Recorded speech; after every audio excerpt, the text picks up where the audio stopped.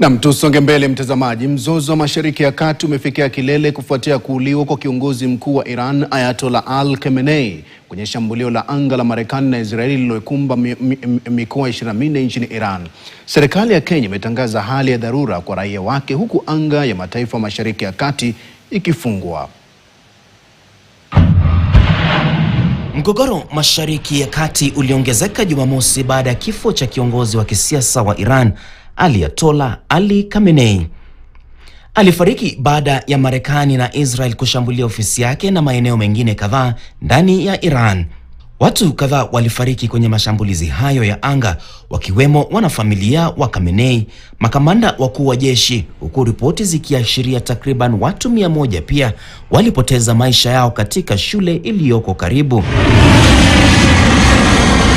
Kufuatia msururu wa mashambulizi hayo yanayotishia hali ya usalama wa kanda nzima, Waziri Mwandamizi wa Usalama Musalia Mudavadi ametoa agizo la dharura kwa Wakenya wote wanaoishi au wanaopanga kusafiri kupitia mataifa ya Israel, Qatar, UAE, Bahrain, Kuwait, Saudi Arabia, Jordan na Iraq kujisajili katika ofisi za kidiplomasia, huku maafisa wakidai hii ndiyo njia pekee ya kuhakikisha kuwa Wakenya wanapokea usaidizi wakati wa dharura.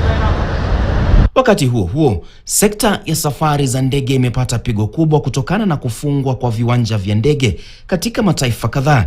Shirika la ndege la Kenya Airways limesitisha safari zote kuelekea Dubai na Sharjah, huku kampuni zingine za usafiri wa ndege kama Qatar Airways na Emirates zikisitisha mamia ya safari zake na kuacha Wakenya wengi wakiwa wamekwama kwenye viwanja vya ndege.